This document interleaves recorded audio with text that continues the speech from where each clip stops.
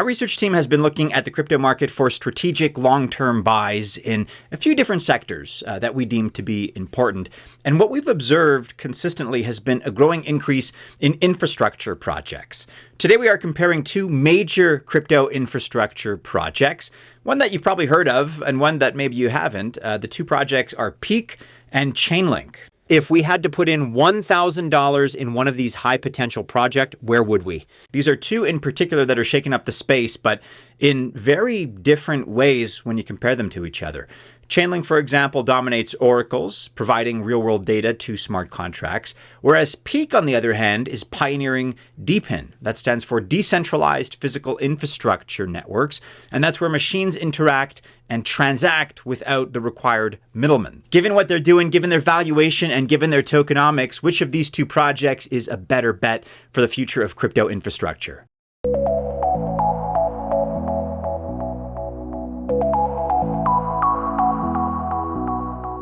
Welcome to the channel. My name is Maddie, and this is Altcoin Buzz. All the best of luck if you choose to invest, link, Peaq, or otherwise, I wish you well. Just remember that I'm not a financial or investment advisor, and as such, this video is not official financial or investment advice. Let's talk a little bit here about what both projects do, and we'll begin with Chainlink, which you can probably think of as really the bridge between blockchains and reality. And I've kind of drawn this analogy before. Chainlink pulls in real-world data, and that means anything, crypto prices, of course, but weather data, sports metrics and stats, whatever, any kind of data you can imagine.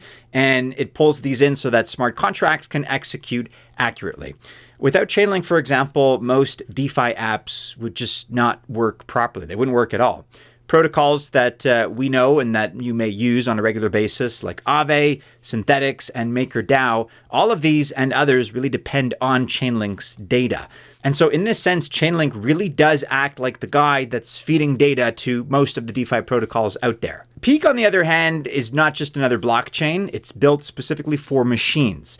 Drones in particular, also EV chargers, delivery robots, and smart city infrastructure. Peaq gives these machines digital identities so that they can autonomously trade and pay and operate. And Peaq in this sense is very much the backbone of the DePIN revolution. In terms of technology, Chainlink uses decentralized oracles to securely fetch off-chain data. It powers CCIP, that stands for Cross-Chain Interoperability Protocol, to connect different blockchains. And then Chainlink works with Ethereum, Solana, Polygon, and of course others, which shows that it has a lot of range in terms of network coverage. Peaq, on the other hand, is a layer 1 blockchain built on Substrate and is part of Polkadot's ecosystem.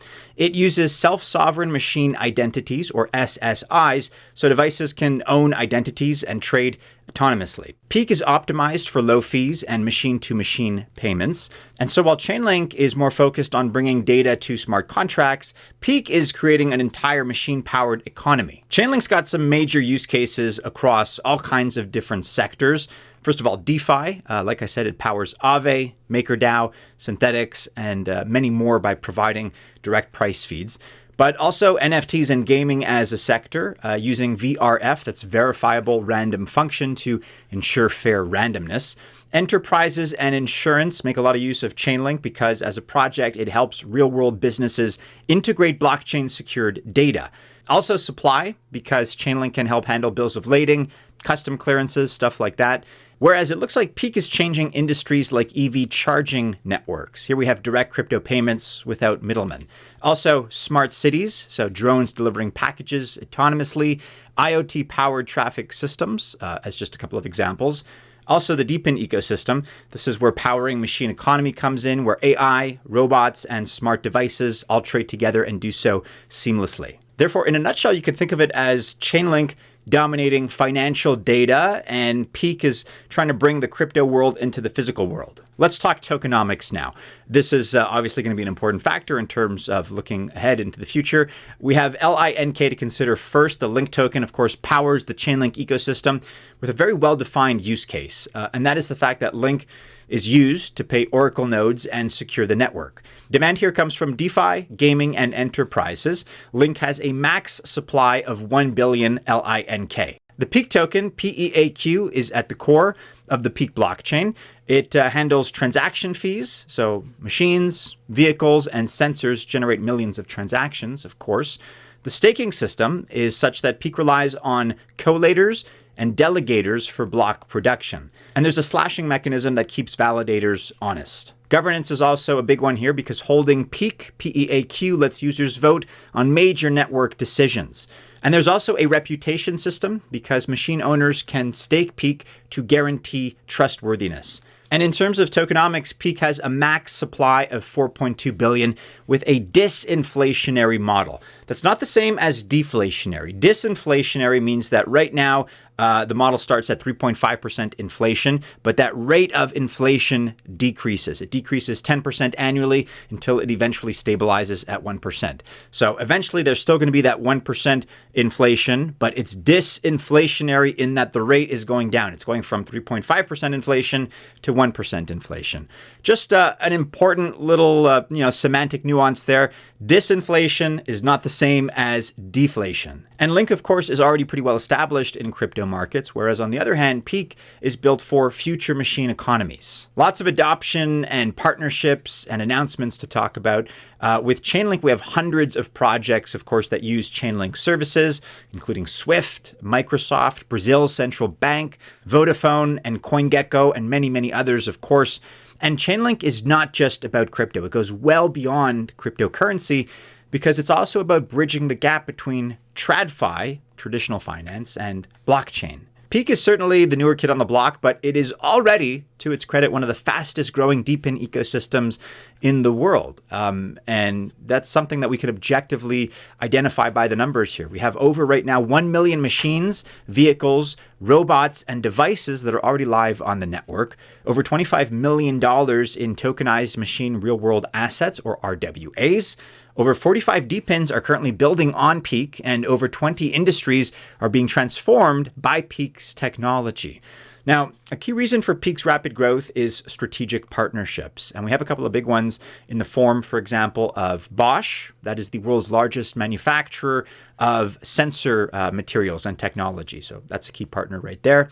And that is very strategic, of course, because DePIN needs sensors. So it is a partnership here that really does put Peaq at the heart of the industry. Chainlink right now is already everywhere in DeFi, but Peaq is growing nicely and has secured a pretty unique niche for itself.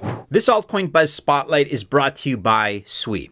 And if we take a look at the market, you could say that it's gone crazy really over the last 30 days. We saw 2 huge liquidations of over $1 billion and a pump and dump over the weekend, as we've been talking about in this video. But some coins like Sui, S-U-I, have weathered the storm and are still a great investment opportunity today. It has quickly become one of the leading altcoins in this market, and let's consider why here. First of all, Sui is killing it in terms of all the big sectors that it supports. So I'm talking about DeFi. That is where Sui crossed $1 billion in TVL and is almost at $1.5 billion in record time. Sui liquidity aggregator DeepBook also launched its DEEP token, DEEP, in October, which is holding up well despite the tough market conditions. Walrus is changing the game in decentralized data storage. Its token launch is coming very soon. And Solana builders are building on Sui now with integrations like Phantom and Backpack. Sui even has a small but growing meme coin market for the meme coin lovers out there. If you have not used Sui lately, then come give it a try. And also follows Sui's X account for all the latest updates. Check out the links that you'll find in the description of this video below. So which project wins here in our head-to-head matchup? At the end of the day, if you want an established infrastructure player, then of course, and no surprise here, Chainlink is going to be your go-to because it secures billions in DeFi. It's trusted by major enterprises and really is a blue chip in cryptocurrency. So it comes down to, I guess, your perspective. If, on the other hand, you believe in DePIN and the machine economy and that revolution, then obviously Peaq is going to be your bet. Yes, it's early stage, but it's got a lot of promise with already some pretty big partnerships and a very unique use case.